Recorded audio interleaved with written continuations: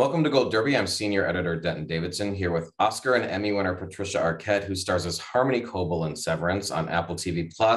She's also Mrs. Selvig, Mark's neighbor, but why? Patricia, were you as blown away by this season finale as the rest of us were? I mean, the fans just went crazy for it. What's that response been like for you?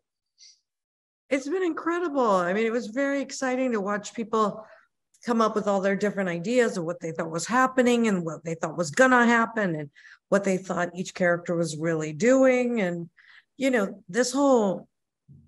it's like there's people that are working on the severance floor and we know they're severed. They have their innie and their outie. And then there's people like Harmony and Selvig who in a weird way are in some level severed or have severed themselves or aspects of their personality in different ways. So, yeah. And she's surrounded in mystery. She's fiercely loyal to Lumen Industries, and she's got this bizarre shrine to the founder, which she destroys in a rage when she gets fired. I love it when she rages. But for the most of the series, she's cold. So it's interesting to sort of watch her sort of break. What was the most challenging or fun part about playing someone who has sort of this double life? Well, really, the most challenging thing was trying to figure out the tone when we were even beginning. Is this comedy? Is this science fiction? Is this a soap opera?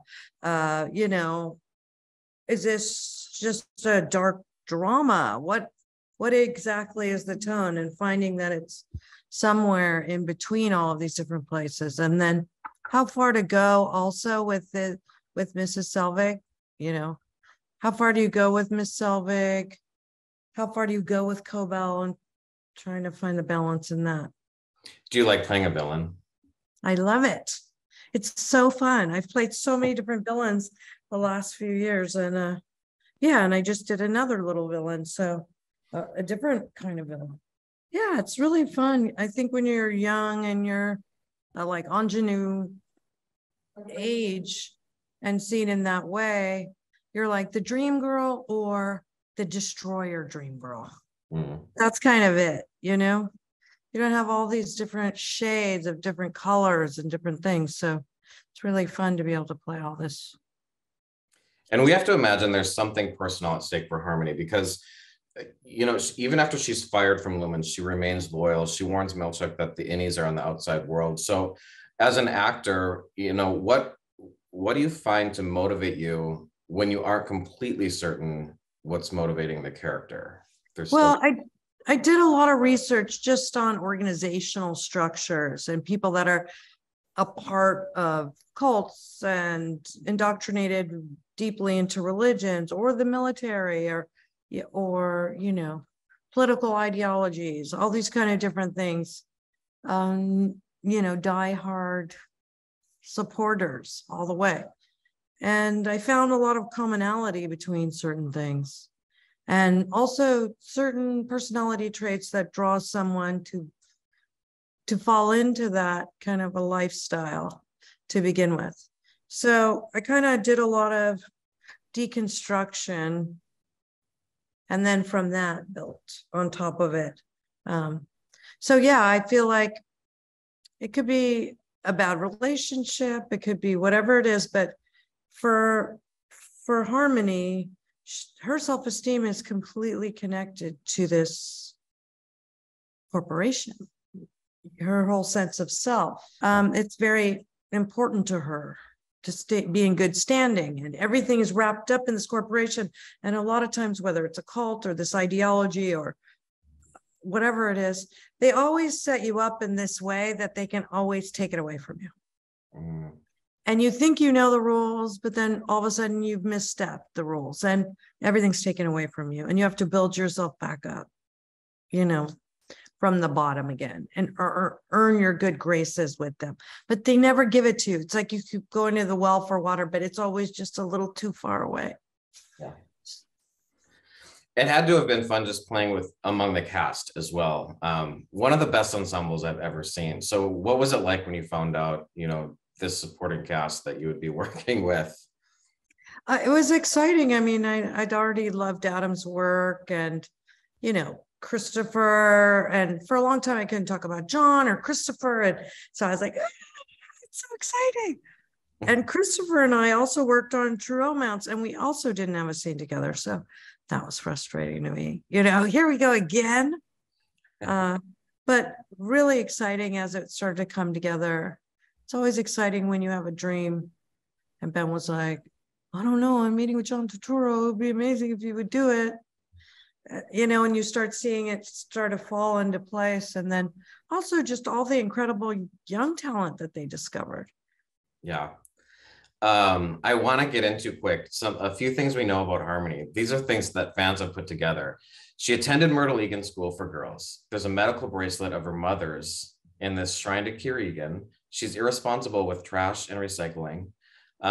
She's got and she's got this bizarre bedroom with these two little dolls that some fans think could be herself and Keir, but we're not sure about that. And one of my favorite lines is, if you want a hug, go to hell and find your mother. So talk about Dan Erickson's mind and the writing and what's so fascinating about this series. Well, I mean, they picked up on a lot of good things. That's all I'm going to say about all of that. Dan Erickson's mind is a crazy place to visit. It's pretty cool. This is like one of those Hollywood dream things where he started writing this when he worked at a door factory, which is very Lumen. It's very, Severance, even that idea that he worked in a door factory and was kind of dreaming himself away into this world where you could sever yourself from your workplace. And the fact that his show got made is kind of miraculous, but he would really go for it.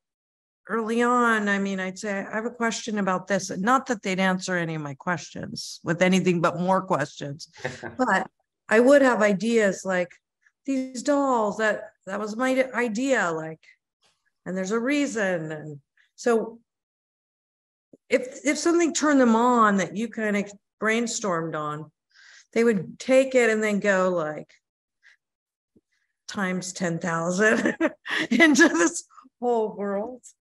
So that was really fun to see what they come up with. And I'd keep throwing at him these, I need some more of the Keir kind of spiritual messages and rules from Keir. So that goes back to, an older time. So he'd come up with these crazy sayings.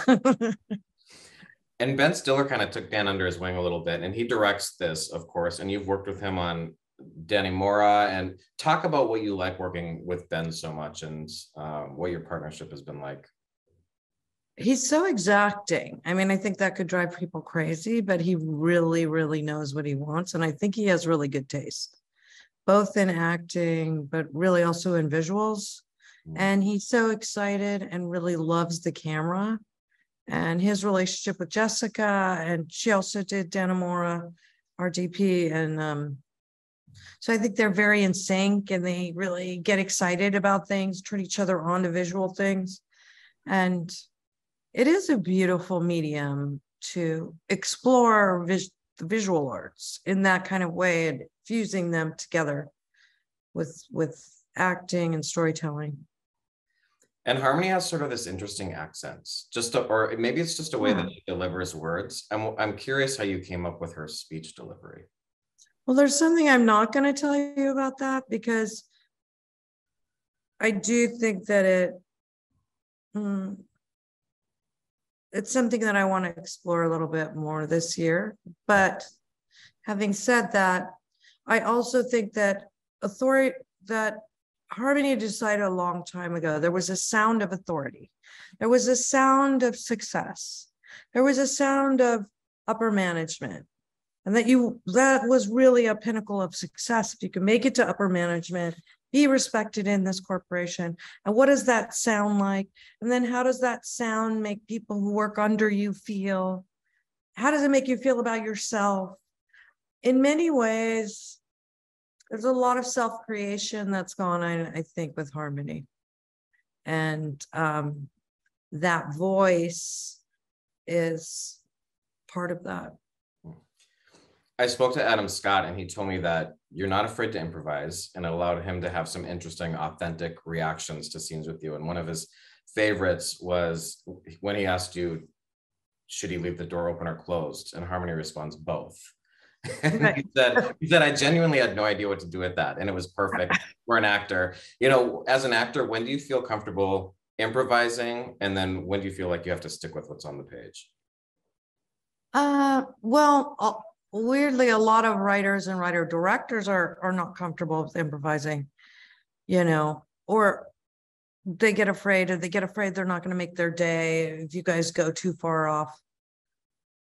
And some other actors are really uncomfortable with improvisation. They just don't know what to do. I didn't know you were going to do that. I didn't know you were going to say that. I didn't know what I was supposed to say.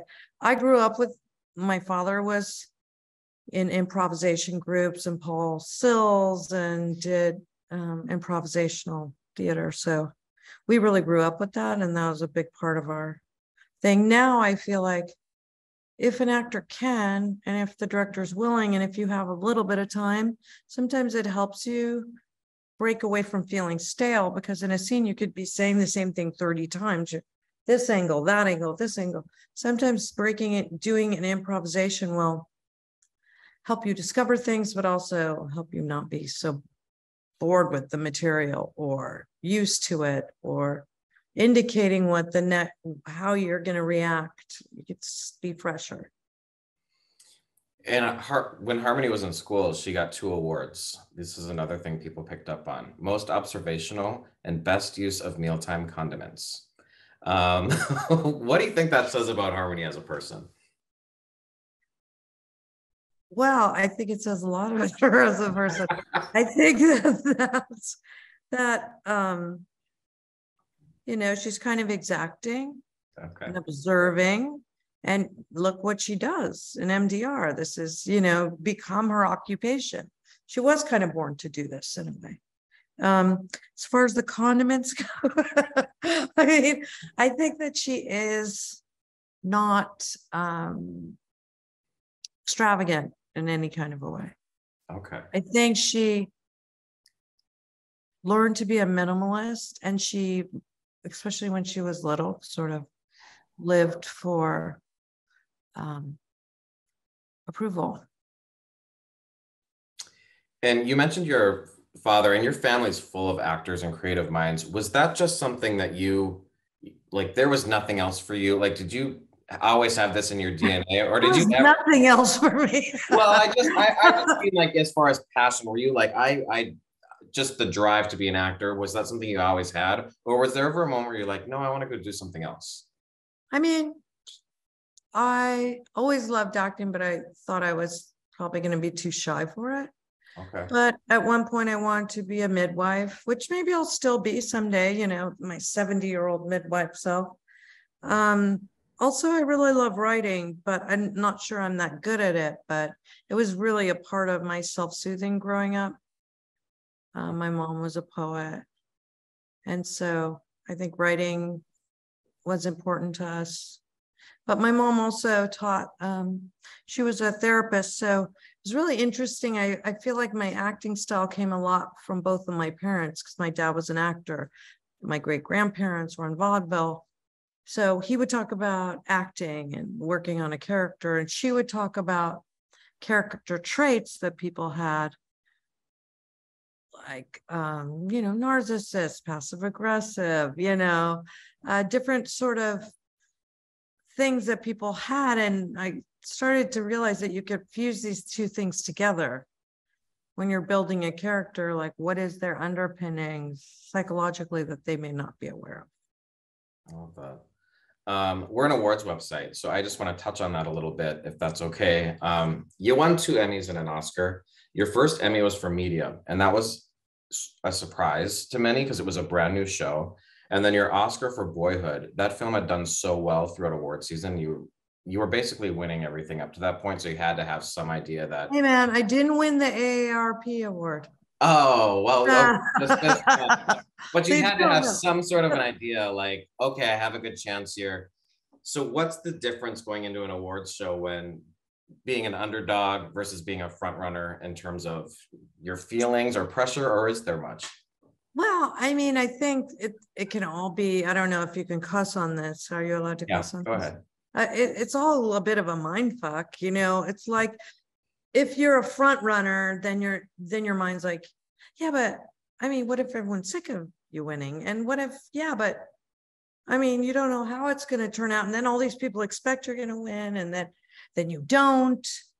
I mean, the weirdest thing about awards really is how other people react to you afterwards. Either way, whether you lose, how they look at you afterwards. If you win, suddenly you have more currency in their eyes, and you're like, this is fucking weird. I'm exactly who I was 10 minutes ago. But it's like the mirror changed, or all of a sudden someone put a glittery light on you or knocked you down. It's just a really trippy, weird thing. But yeah, I was told at the time that I was like, hey, you know, you're winning all this stuff. You're probably going to be okay. But, you know, most people hire their own publicists at this point. And I was like, I don't know how I feel about that. I don't even know how I feel about competition. I don't know how I feel about anything. Yeah. I'm just going to ride with it and let's see, you know, I don't know. And maybe that's stupid, but I don't know. I really felt a lot of conflict about the whole thing, which in itself sounds stupid but you know, I grew up with a family of actors, and my dad didn't get any kind of recognition. It wasn't something that we grew up in that kind of successful, glittery way. I don't know. And I don't know. It just made me, I never really imagined it was going to be me, because I also I chose a lot of art movies. Yeah.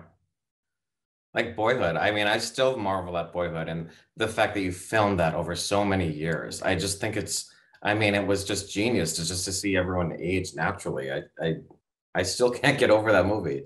I can't either. And you know, I mean, I couldn't at the time. I was like, oh my God, we can't sign a contract longer than 7 years. So these producers are just trusting us to show up in the 8th year. Yeah. Because everyone could have gone, I want to raise, I want to renegotiate, I want to whatever. Nobody did. But it's like, you know, this is a business. Plus, these people were looking at not recouping any kind of investment for at least 12 years. Nobody wants to do that with money. I mean, at one point we were filming and they forgot we were filming. And Rick Linkletter called them and he's like, hey, so we got to get ready to shoot this year. So I'm going to need you guys to send me the money for this, you know, shoot this year. I'm like, oh my God, we forgot we were doing that. We already closed down our books for the year. What are we going to do? He was like, well, luckily I just got an insurance check because my house burned down. So oh my gosh. I will forward the money for this year and you guys pay me back next year. But yeah, it was so cool to work on that movie. It was so beautiful to work on that movie. And there's no secret sequel, Manhood, in 2030 or no. Listen, I was trying to push for that. We don't have to stop. We can go. We can be secret. We can keep going. But no, yeah. Yeah, and it was funny too, because at that time, a lot of movie actors weren't doing TV. Now everyone's doing TV. You know, it's like TV's the big thing. But I was doing Medium at the time we were shooting that. And I'd be doing interviews for Medium and they'd say, it's too bad you don't do movies anymore. And I said, but I do. And they're like, you know, now you're doing TV and you don't do movies. I'm like, but I am. You'll see. You'll see. You'll see. So weird, the separation that was happening. Yeah. I mean, now it's just such a weird business now at movie theaters. We had a pandemic for 2 years. You know, what is the theater experience going to be? Is it going to survive? In what way is it going to survive? I don't know. It's a very kind of nebulous time, I think, for this industry. Not that we aren't successful, and not that I'm so grateful to be a part of an industry that helped everyone get through COVID. Yeah. You know, people would have gone crazy if they weren't distracted and entertained in some way. So I'm happy to be a part of that, but I'm not sure what's going to happen with movies. Yeah. And just as a final question, people talk about aging in Hollywood and good roles just going away when you've turned 40, you know, for women in particular. But I feel like the roles that you've had these last few years are just unbelievable with Danny Mora, The Act, Severance, Emmy nominations for all of them. You won for The Act. Do you feel like there is some shift happening in the industry? Are we making progress, and what kinds of characters or stories are deemed worthy of being told? Yeah, I mean, I do think we are in that regard. I mean, I'm seeing a lot of opening in a lot of ways, not that we're not all the way there. You know, there were not so many people of color who were starring in shows and writing shows and all of this. That's starting to happen. Older women, you know, past middle age, are starting to be the leads in things. There was a little bit of a history of that in TV already with Cagney and Lacey and the Golden Girls and Maude, and there was already a little bit of that, more than movies, I'm going to say. But the last few years, I think with the opening of all these streamers and all these networks and all these things, I think there is a lot more opportunities than there were. And I just happened on a really good time to be this age. I think 10 years before, yeah, they would have retired me. So sad. Well, we're Yeah. grateful that you've had these opportunities, and we know production for season 2 of Severance is underway. I'm not even going to ask about spoilers. I know you're committed to silence, so we'll eagerly await the premiere date. And Patricia, congratulations on the show, and thanks for chatting with Gold Derby today. Thank you so much. Thanks. Great talking to you. Thanks.